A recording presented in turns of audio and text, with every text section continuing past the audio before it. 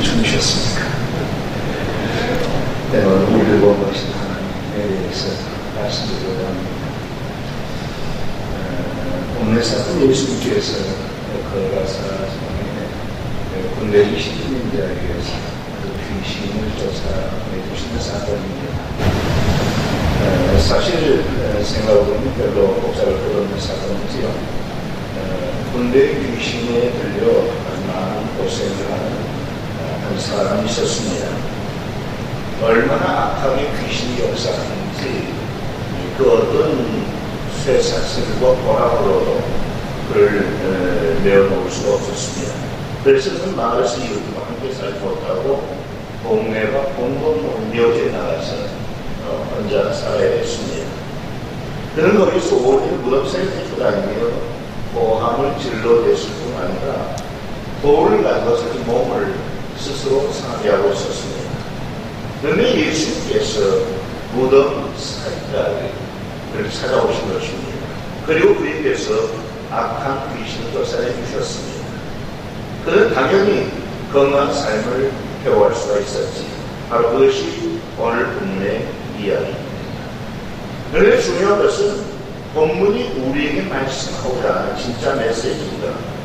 그와 같은 비상적인 상황, 즉 예수님은 우리에게서 마귀의 권세를 내쫓아주시고 우리의 인생을 완전히 회복시켜주신 분이시다. 그런 정도의 이야기가 아니라는 것입니다. 그것도 물론 중요한 내용이지만 오늘 본문이 진짜 우리에게 들려주고 싶어 하시는 메시지는 그 이상의 것입니다. 그것이 무엇입니까? 본문의 내용을 정확히 파괴되기 위해서는 본문과 연결되는 그 앞뒤 상황을 함께 살펴보는 것이 중요합니다. 왜냐하면 성경은 자주 그 구절 자체에서보다 문맥 속에서 더 많은 이야기를 우리에게 들려주고 하기 때문입니다. 그리고 오늘 본문의 사건은 어떤 상황의 그런 가운데서 진행되고 있습니다. 본문의 사건 바로 앞에 어떤 사건이 일어나고 있지요. 예수께서 제자들과 함께 풍랑 이는 바다를 건너가시는 그 사건이 일어나고 있습니다. 그 풍랑 보도의 풍랑이 아니었습니다. 갈릴리 바다에서만 참기가 불구하던 제자들로서도 도저히 어찌해볼 수 없는 최악의 풍랑이었습니다. 마가는 그 풍랑에 대해서 이렇게 기록합니다. 마가복음 4장 37절 큰 광풍이 일어나며 물결이 배에 부딪혀 들어와 배에 가득하게 되었다. 여러분, 그 얼마나 위험한 상황입니까? 돌풍이 몰아치면서 큰 파도가 일어나 배전에 물결이 부딪혀 오는데 아무리 막아도 자꾸 물이 들어와서 이제는 배가 거의 바다에 잠기게 된 것입니다. 그래서 제자의 배를 구하기 위해 이리 뛰고 저리 뜁니다. 그런데 그 상황에 주님은 어떻게 하고 계세요? 배에 고물을 메고 숨으시고 계십니다. 결국 제자들이 주님을 흔들어 깨웁니다. 주님, 이제 그만 죽으시고 제발 좀 일어나보시고 우리가 다 죽게 됐습니다. 그러자 산에서 태어나신 주님은 어떻게 하십니까? 먼저 바람과 바를 부재 아주 잔잔하게 만드십니다. 그러나 제자를 책망하십니다. 어찌하여 이렇게 무서워하느냐? 너희가 어찌 믿음이 없느냐? 그런 일련의 사건을 경험하면서 제자들은 심히 두려워하며 서로 말합니다. 저간들이기에 바람과 바다라도 순종합니다. 바로 그것이 오늘 본문의 사건, 바로 직전에 일어났던 일입니다. 그러면 본문의 사건 뒤에는 어떤 일이 일어나고 있습니다. 마가복음 5장 21절 보십시오.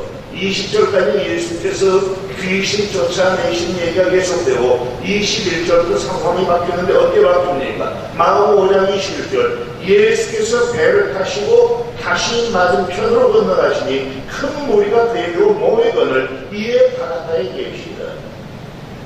뭐예요? 또다시 배를 타고 갈릴리 건너편으로 건너가시는 겁니다. 그러니까 주님께서는 엄청난 풍랑 가운데서 거라사 지방으로 건너오셨고 조금 있다가 다시 배를 타고 그 바다를 건너가시는 것입니다. 그 주님께서 건너오시고 다시 건너오신 그 중간에는 단 하나의 사건만 일어나고 있습니다. 그 군대 귀신 들린 상황에서 귀신을 쫓아내 주시는 사건입니다. 그래서 우리는 예수님께서 그 큰 풍랑 가운데서라도 결코 포기하지 않고 바다를 건너가시는 그 이유에 대해서 그런 결론을 낼 수가 있는 것입니다. 여러분, 예수님께서는 무엇을 위해 그 엄청난 풍랑 이는 바다를 건너가셨습니다. 자신의 그렇게 큰 광풍과 파도라도 잔잔하게 만들 수 있다는 능력이 있다고 해서 그걸 보여주시기 위하여 예수님께서 제자들과 함께 바다를 건너가셨습니까? 아니면 산이 너무 피곤하셔서 그 중간에라도 잠시 눈을 쉬기 위하여 배 타고 바다를 건너가셨느냐 하는 것입니다. 아니지요. 예수님께는 배를 타셔야만 하셨다. 그리고 그 엄청난 풍랑 가운데서라도 절대로 포기하지 않고 바다 건너편 건너가셔야만 했던 주님만의 이유가 있었던 것입니다. 바로 그 이유 때문에 주님은 바람과 풍랑까지도 잔잔하게 만드시면서 바다 건너편으로 건너가셔야만 하셨습니다. 여러분, 그 주님의 이유가 무엇이었을 거라고 생각하십니까? 바로 군대 귀신 들린 자에게서 그 귀신을 쫓아내 주시는 것이죠. 귀신의 통치와 억압으로부터 그의 인생을 구원하여 주시는 것이고 그의 건강을 회복시켜 주시는 것입니다. 그 일을 하기 위해서 주님은 그 엄청난 바람과 풍랑의 배를 위협하고 주님 가신 길을 바로 나갔음에도 불구하고 마침내 바다를 건너가시고야 마셨던 것입니다. 그러나 이제 모든 일이 다 끝났습니다. 군대 귀신 들린 자에게서 그 귀신을 쫓아내 주셨습니다. 그래서 거기에는 더 이상 주님이 하고자 하신 일이 남아있지 않았습니다. 그래서 다시 배를 타고 갈릴리 바다를 건너오신 것입니다. 뭐예요? 우리를 찾아오시는 주님에 대한 이야기이고 우리를 권고하시는 하나님에 대한 이야기입니다. 바로 그것이 우리의 구원에 관한 성경에 계신 것입니다. 우리는 모두 죄에 밟던 사람들이고 허물과 죄로 인해 영적으로 완전히 죽었던 사람들이고 악한 마음에게 스스로 빠져서 그 역사와 지뢰 가운데서 고통당하던 사람들입니다. 그런데 주님께서는 그런 우리를 내버려 두시지 않았습니다. 비록 그것이 우리의 죄 때문이었다 하더라도 주님은 그런 우리를 긍휼히 여기셨고 그 고통에서 우리를 구원해 주시길 원하셨습니다. 그래서 하늘 보좌를 버리시고 낮고 천한 이 땅에 내려오셨습니다. 가장 작고 연약한 모습으로 내려오셔서 가장 힘들고 어려운 삶을 가장 가난하고 소외되었던 갈릴리 사람들과 함께 사셨습니다. 그리고 우리를 구원받아 하시는 그 열심으로 가장 수치스럽고 고통스러운 십자가의 죽음을 스스로 당하셨습니다. 바로 그것이 빌립보서 2장 5절로 7절에 나타난 얘기지요. 너희 안에 이 마음을 품으라. 곧 그리스도 예수의 마음이니 그는 근본 하나님의 본체시다. 하나님과 동등됨을 취할 것으로 여기지 아니하시고 오히려 자기를 비워 종의 형체를 해서 사람들과 같이 되셨고 사람의 모양으로 나타나서 자기를 낮추시고 죽기까지 복종하셨으니 그 십자가에 죽으시네요. 본문에 나타난 이 상황과 완전히 똑같은 상황 아닙니까? 예수는 본래 영광스러운 하나님이십니다. 우리를 구원하실 생각이 아니셨다면 그 영광스러운 보좌 버리시고 이 땅에 내려오실 이유가 없으셨던 분이십니다. 그런데 그분은 그렇게 하지 않으셨습니다. 일부러 하늘 보좌 버리시고 낮고 천한 이 땅에 내려오셨습니다. 자기를 비워 종의 형체를 가져 사람들과 같이 되셨고 사람의 모양으로 나타나셨습니다. 자기를 낮추어 죽기까지 하나님의 뜻에 복종하시되 십자가에 죽으셨습니다. 오늘 본문 것처럼 우리를 권고하시는 우리 주님 예수 그리스도에 대한 이야기고 우리를 위해 그 아들을 아낌없이 십자가에 내어주신 우리 아버지 하나님에 대한 이야기인 것입니다.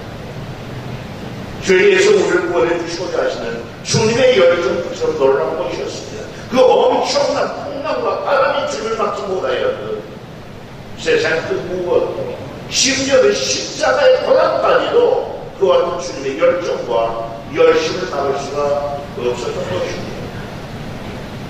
저희는 그 어떤 고통과 대가가 다른 거 알아요. 절대로 우리를 구원하자 하시는 그 일을 포기하지 않으셨어요. 그 결과로 결국 오늘 우리가 구원을 받았고 하나님과의 평화를 누리며 자유와 생명과 풍성한 삶을 누리게 된 것입니다. 근데 오늘 본문의 사건 가운데는 그건 바로 또 은혜로 메시지가 있습니다. 뭔가를 그렇잖아요. 주님은 다른 일은 하나도 없었고 오직 귀신에 들려있는 그 한 사람을 구원해 주시기 위하여 바다를 건너가셨습니다. 그런데 여러분 생각해 보십시오. 예수님께서는 어떻게 갈릴리 바다 건너편에 그 귀신 들린 사람이 있다는 사실을 아셨을까요? 물론 하나님과 다 아시지요. 그렇게 생각을 하나도 복잡할 수 없습니다. 하지만 오늘 본문은 또 다른 하나의 영적인 이야기를 우리에게 들려주고 있습니다. 바로 귀신에 붙잡힌 그 사람의 고통의 부르심에 대한 이야기입니다. 여기 5절에 보면 그랬습니다. 여러분 그 귀신 들린 사람이 어떻게 했습니까? 밤낮 무덤 사이에서나 산에서나 늘 소리 지르며 돌로 자기 몸을 해칩니다. 귀신 들린 사람 여러분 생각해 보세요. 귀신이 한 마리만 들어가 있어도 얼마나 고통스럽겠어요. 그런데 이게 한 마리가 아니에요. 때로는 귀신이 한꺼번에 몰려 들어가서 이 사람을 괴롭히는 것입니다. 그러니 그 사람이 얼마나 괴롭겠습니까? 그래서 밤낮 온 무덤 사이에 뺏고 다니면서 소리를 지르는 것입니다.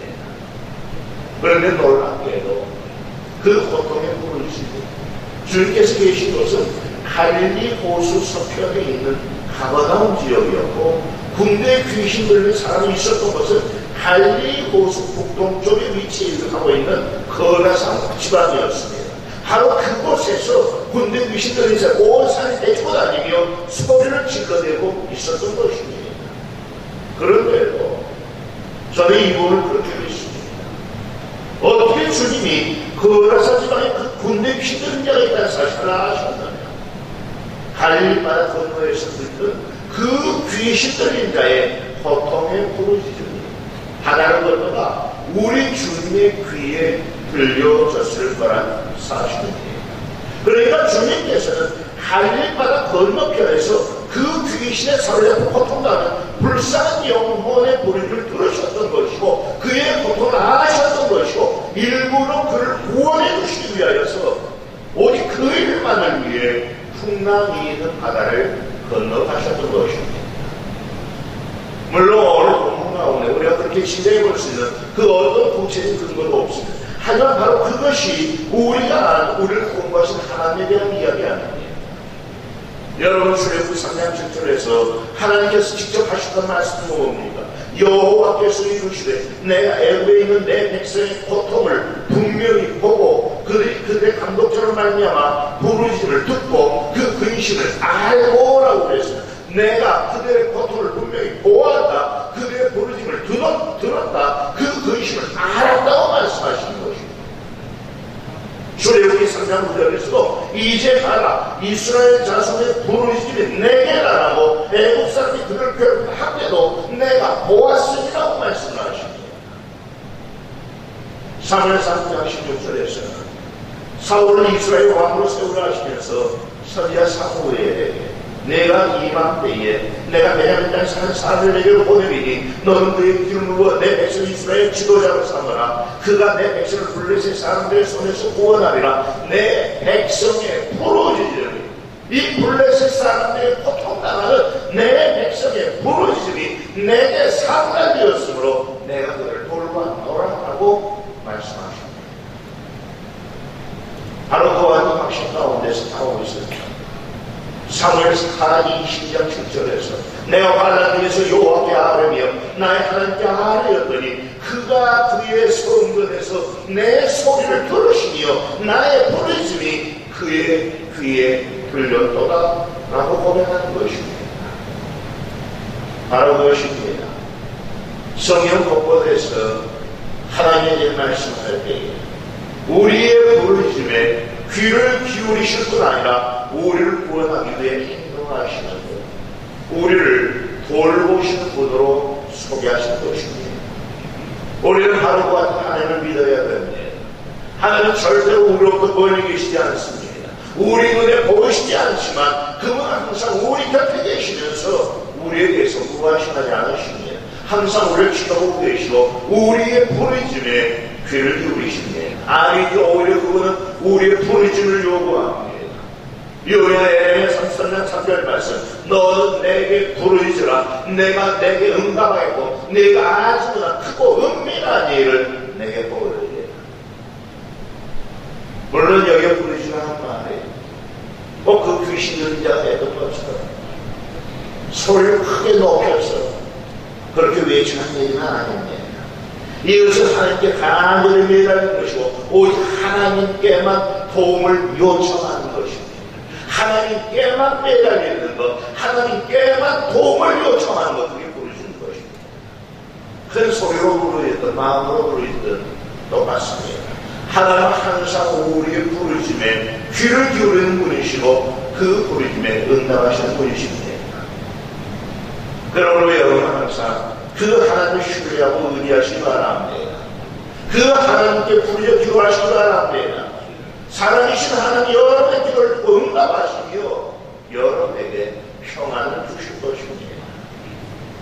그런데 어떤 분 기도하면서 이렇게 기도하는 분이 있어요. 한 목사님이 자기 성도 중에 한 분이 이 암에 걸렸다는 소식을 듣고 부목사 되고 싶어 하는 것입니다. 가서 정말 간절히 그 환자를 위해서 기도해 주십니다. 하나님 이 성도를 꼭 고쳐주십시오. 이 사람 아직도 할 일이 많은 사람입니다. 하나님께서 꼭 고쳐주셔서 이번에 새로운 인생의 기회를 주실 줄로 믿습니다. 10만원 맞춰 돌아가는 길에 엘리타 안에서 부목사님이 목사님께 진지하게 묻습니다. 목사님, 오늘 목사님께서 그 환자를 위해서 그렇게 힘들게 기도해 주셨는데 그 환자 정말 마음을 다하여 낫겠지요? 그러자 목사님이 어이없다는 듯 웃으며 그렇게 대답하시더랍니다. 자네도 참 순진하네. 암인데 어떻게 나? 기도한다고 암이 낫는가? 여러분 그 환자가 나았을까요? 못 나았을까요? 모르죠. 중요한 것은 누가 어떤 마음으로 기도했느냐의 문제가 아니라 물론 믿음의 기도가 병을 낫게 합니다. 의심하는 자의 기도는 두 마음을 품는 사람의 기도였다 해서 그런 기도는 절대로 응답받을 수가 없습니다. 하지만 기도의 또 다른 한면은 무엇입니까? 누가 어떻게 기도했느냐의 문제가 아닙니다. 그 일과 상황에 대한 하나님의 뜻이 무엇인가 하는 것입니다. 하나님께서 고치시려 하신다면 누가 기도했든 심지어는 기도하지 않았더라도 그 사람은 나무롭게 됩니다. 하나님께서 고치지 않기로 작정하셨다면 어느 누가 와서 기도한다 하더라도 그 병은 낫지가 않습니다. 하지만 중요한 것은 역시 기도하는 사람의 자세입니다. 기도자는 믿음으로 하나님만 의지함으로 기도해야 합니다. 그러면 하나님께서 그 부르심을 듣고 찾아오셔서 그를 구원해 주시는 것입니다. 본문의 자세히 들려는 메시지가 바로 그거예요. 사실 그 사람은 하나님의 자녀 아니었거든요. 그냥 귀신에 들려있는 사람이었을 뿐이거든요. 그의 부르심 또한 하늘에 하나님께 기도하는 소리가 아니었어요. 그냥 고통의 귀신이 괴로움이니까 그 고통에 울부짖는 고통의 소리에 불과했습니다. 그런데도 주님은 할리바다 건너편에서 그 사람의 고통의 부르짖음의 소리를 들으셨고 그를 구원해 주시겠다고 생각하셨던 것입니다. 그를 구원해 주기 위하여 할리바다를 건너가셨던 것입니다. 결국 큰 광풍과 풍랑이 몰아쳐오는데도 바다를 건너가셨고 마침내 그를 귀신의 억압으로부터 구해 주셨습니다. 상황이 그러한데 하물며 자기 자녀들이 부르짖는 소리야 하나님께서 얼마나 더 권고하시겠습니까? 물론 좀 전에 그 목사님처럼 기도하면 안 됩니다. 아무 소용없을 것이지만 내가 목사님이니까 내가 장로니까 그래 체면에다가 한번 기도해 봐야 되지 않겠느냐. 그건 아니라는 것이면 모든 문제 해결에 하나님 예수를 믿어야 됩니다. 우리에게 방법이 없다고 하나님께도 방법이 없는 것이 아닙니다. 우리에게 능력이 없다고 하나님께도 능력이 없는 것이 아닙니다. 우리 상황이 절망이라고 하나님도 절망인 것이 아닙니다. 방법이 없고 능력이 없고 절망인 것은 우리의 상황일 뿐입니다. 하나님에는 불안이 없습니다. 하나님에는 절망이 없습니다. 우리가 보리려 기도하면 하나님과 하나님의 방법으로 응답하시는 것입니다. 물론 항상 우리가 기도한 대로 응답해 주신 것은 아닙니다. 그러나 하나님 항상 자신에게 있는 가장 좋은 것으로 우리 기도에 응답하십니다. 그러므로 우리는 어떤 경우에라도 절대로 기도를 중단해서는 안 됩니다. 그것이 오늘 본문의 이야기입니다. 또 하나가 있습니다. 뭔가면 주님의 관심은 하나의 영혼이라는 사실입니다. 여러분, 오늘 예수님께서 그 거센 풍랑의 바다를 건너가신 것이 거라산 지방에 주님께서 구원해 주셔야 할 많은 영혼들이 있었기 때문입니까? 아니지요. 주님은 오직 한 사람이에요. 군대의 귀신에 들려있는 그 하나의 영혼을 구원해 주시기 위하여 풍랑이 있는 바다를 건너가시는 그 엄청난 수고를 만나가셨습니다. 주님은 한 영혼의 가치를 천하보다 귀한 것으로 여깁니다. 실제로 주님은 한 영혼에 대한 주님의 관심을 자주 말씀하셨습니다. 이 은양의 비유도 바로 그에 관한 비유의 말씀입니다. 양 100마리를 가지고 목축을 하는 사람이 있었습니다. 해가 져서 양의 숫자를 세보니 99마리밖에 안 되는 것인데 한 마리를 잃어버린 것입니다.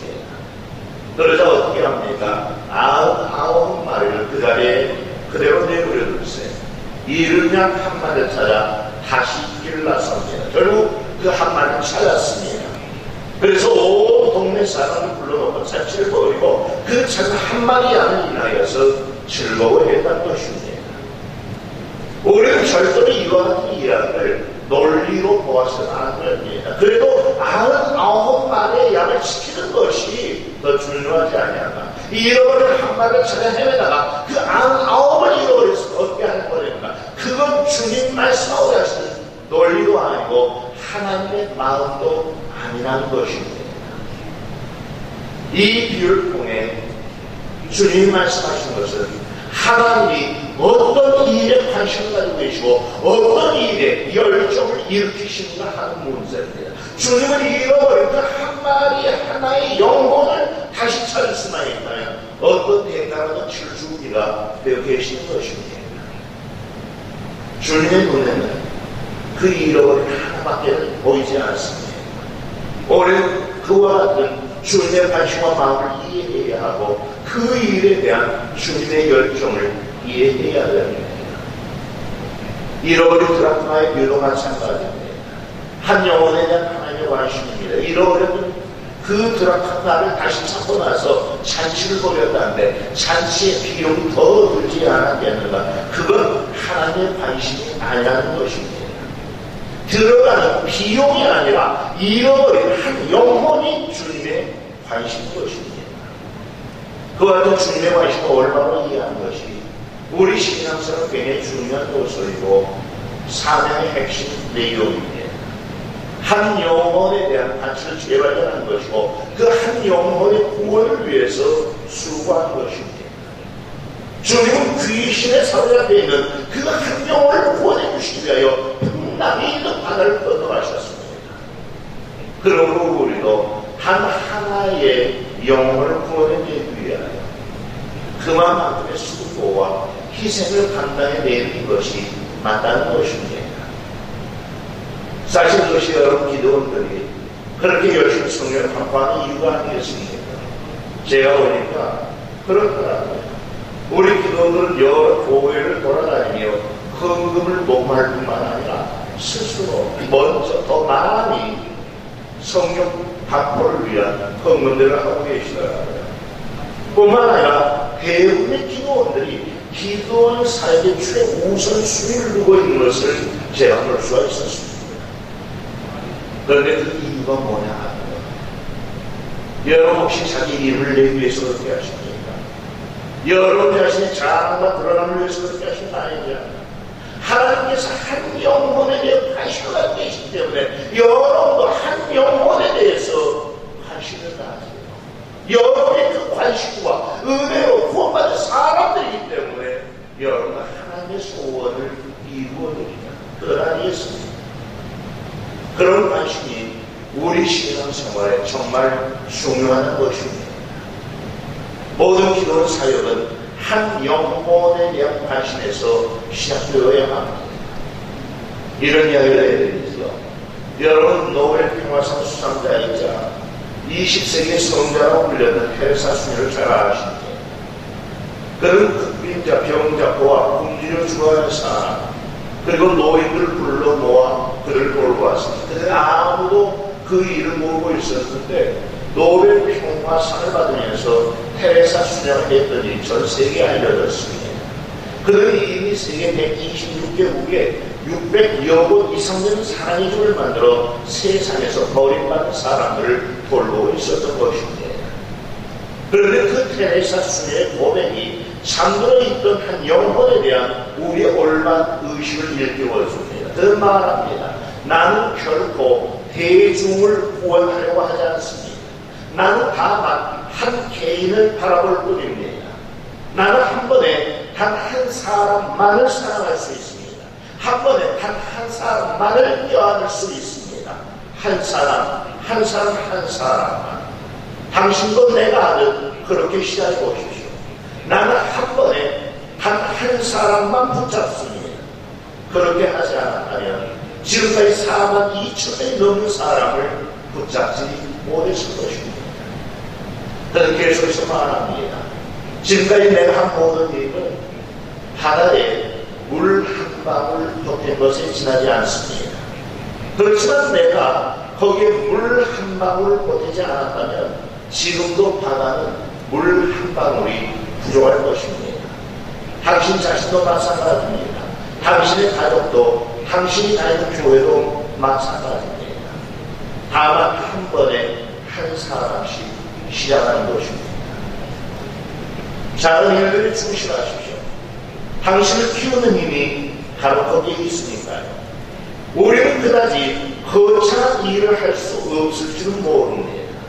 그러나 작은 일을 큰 사람으로 할 수는 있습니다. 우리가 얼마나 대단한 일을 하고 있는가가 중요한 것이 아니라 그 일을 얼마나 큰 사람으로 하고 있는가가 중요합니다. 거창한 일을 할 수 있는 사람은 많지만 사소한 일을 즐겨하는 사람은 별로 많지 않습니다. 참으로 귀 기울여 들어야 할 이야기라고 생각하지 않습니다. 그겁니다. 오늘 우리에게 중요한 것은 많은 영혼이 아닙니다. 단 하나의 영혼입니다. 하나의 영혼에 대한 우리의 관심을 일깨우는 일이고 하나의 영혼에 대한 우리의 가치관을 새로 세우는 일입니다. 물론 스스로 크고 위대하다고 생각하는 분들에게는 한 영혼에 관심을 갖고 한 영혼을 주님께 인도하는 것이 아주 사소한 하찮은 일로 생각될지도 모릅니다. 하지만 주님은 귀신에 사로잡혀 있는 그 한 영혼을 구원하기 위해서 풍랑 이은 바다를 건너가는 그 수고를 기꺼이 감당하신 것입니다. 주님이 이 세상에 오신 것도 마찬가지입니다. 주님이 세상에 오셔서 십자가에 죽으신 것은 구원하셔야 할 영혼이 그렇게 많았기 때문이 아닙니다. 한 영혼이 하나님의 사랑의 대상이었고 그 한 영혼이 주님에게 그렇게 중요했기 때문입니다.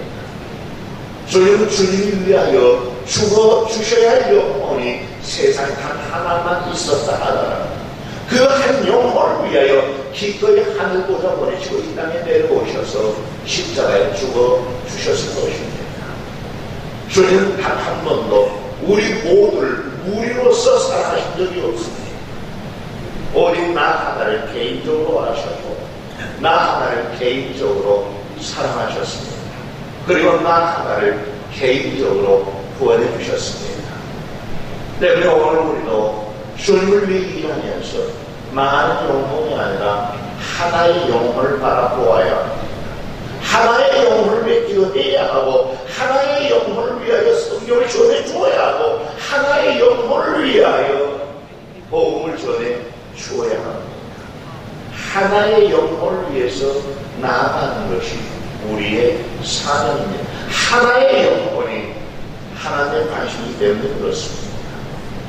한 영혼에 대한 관심을 갖고 한 영혼을 주님께로 인도하기 위해서 최선을 다해 성령을 반복하시고 복음을 전하시는 여러분 기도원들이 되시기를 주의 이름으로 축복합니다.